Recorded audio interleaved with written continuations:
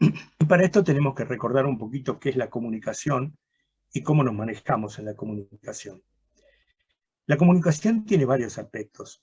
Tal vez creemos que es solamente la palabra o que es solamente la escritura, pero hay muchos tipos de comunicación y un buen marketinero o un buen de publicidad tiene que manejar los distintos segmentos de publicidad y de comunicación. Así que vamos a arrancar desde el principio. La comunicación es un lenguaje en el que se crean y relacionan significados. ¿Qué será esto? Hace un ratito vimos una serie de significados.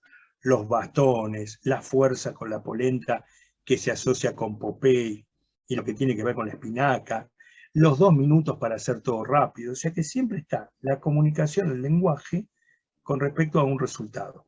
Ahora, ¿cuál será nuestro lenguaje? Eso es lo que tenemos que empezar a analizar. Desde ya, desde los primeros tiempos, la verdad que nuestros lenguajes es esto. Muchas veces se usan las cuevas rupestres de Altamira. Yo no, yo uso más que todo, ahí está entrando Christopher. Yo uso más que todo las cuevas rupestres de nosotros, de Argentina, que ya 10.000 años antes de Cristo teníamos este tipo de manifestación. Es decir, que las personas cuando se quieren comunicar en aquel momento cómo cazar, para dónde iban los animalitos, lo hacían de esta manera. Hoy en día nosotros tenemos varios canales de comunicación. Por un lado, la comunicación gráfica, desde ya, que tiene que ver justamente con los diarios, las revistas, los folletos, los libros. Nosotros podemos llegar con un tríptico a una población determinada para que nos conozcan. Obviamente, en el caso tuyo, Mariela, que yo estoy trabajando un poco con la imagen de las pirámides, hay que tener un folleto, aunque sea un díptico, como para darlo a la gente que van al lugar. Pero por otro lado, siempre tenemos que tener una comunicación en YouTube y una comunicación gráfica, aunque sea por Facebook y todo. O sea que la comunicación gráfica es necesaria. Originalmente, las personas, nosotros venimos del círculo de periodistas y bueno, de alguna manera la gráfica que tiene que ver con los periódicos, tiene que ver con la pluma de quienes escriben, era la característica fundamental. Por eso hoy en día también tenemos plumas muy importantes que escriben en la mayoría de los periódicos, tanto en La Nación, en Clarín, en Página 12, y desde ya también en todo lo que tiene que ver con noticias o distintos tipos de revistas, que son un poquito los periodistas que se les paga para la nota semanal porque tienen muy buena pluma. ¿Tá? Eso es un mensaje. Nosotros que más que todo estamos colocándonos en un medio radial o televisivo de YouTube, es bueno tener un folleto, un díptico para dar por si se nos presenta alguna oportunidad, pero si no, no es la esencia en sí. Por otro lado está la comunicación radial, que es fundamental, y ahí sí, lo más importante es la palabra, la música, y realmente el sonido de la risa, el ánimo justamente, un poco acá lo dice, se crean bellas atmósferas desde la radio al saber comunicar bien, en especial estado de ánimo, risas, la dicción, la locución. Yo me acuerdo que había algunos programas que se hacían a las 12 de la noche, hasta las 3 de la mañana, y los locutores apagaban la luz, se quedaban con una luz muy chiquita, para generar no se veía en ese momento, ¿no? Estamos hablando de 20, 30 años atrás, para realmente generar una atmósfera muy intimista y poder hablar con sus oyentes. Ese feedback de ida y vuelta es muy buena.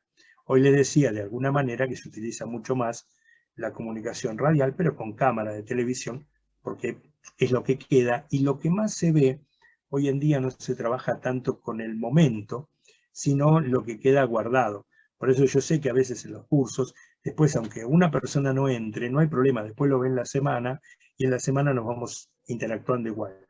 O sea que nuestros productos hoy en día se pueden vender online en el momento, o nuestros servicios, pero si no también después existe una postventa que es muy importante. Tengámoslo en cuenta. Y después la comunicación televisiva, que en este caso se caracteriza por, al ser un medio audiovisual, obviamente lo gestual, los gestos, las posturas, los ademanes, juegan muchísimo a favor de una buena comunicación. Lo pongo a estos chicos porque estos chicos son bárbaros en general, cómo se ríen y cómo manejan lo gestual, ¿no?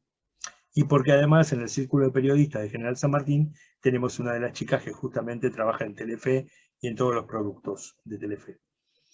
Y hoy en día, por suerte, tenemos muchos más modelos de comunicación Y además se ha hecho todo mucho más económico de alguna manera, porque hoy con todo lo que tenga que ver con Internet, todo el periodismo barrial, la comunicación barrial, la publicidad barrial y de alguna manera al mundo entero nos lo permite mediante las redes sociales. Así que es muy importante trabajar con este tipo de plataformas.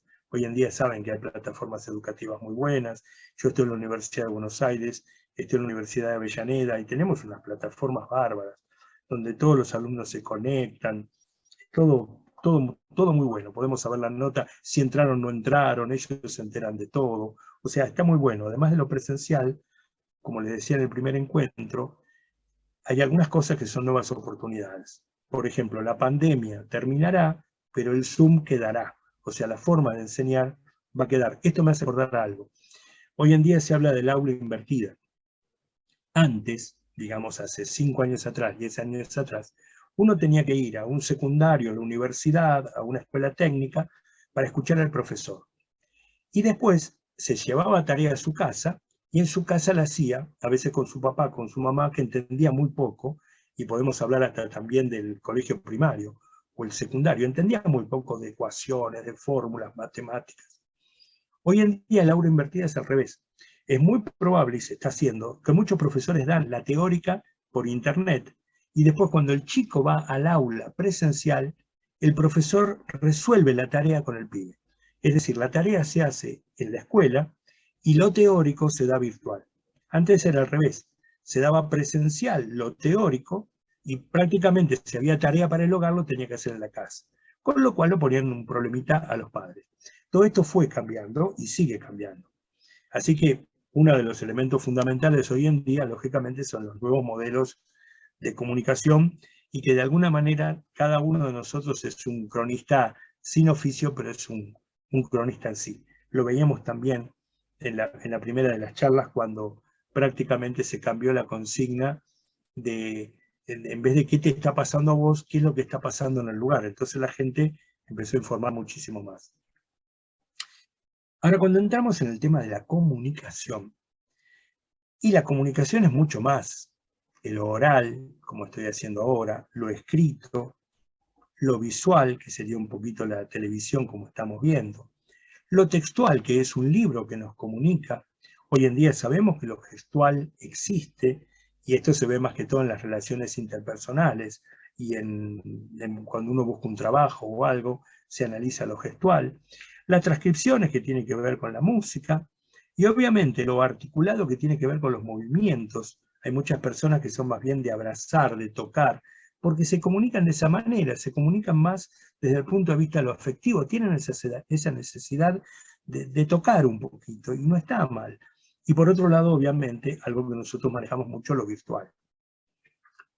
Así que esto de lo gestual puede ser esto, ¿ven? Y cada gesto va dando algún tipo de sensaciones.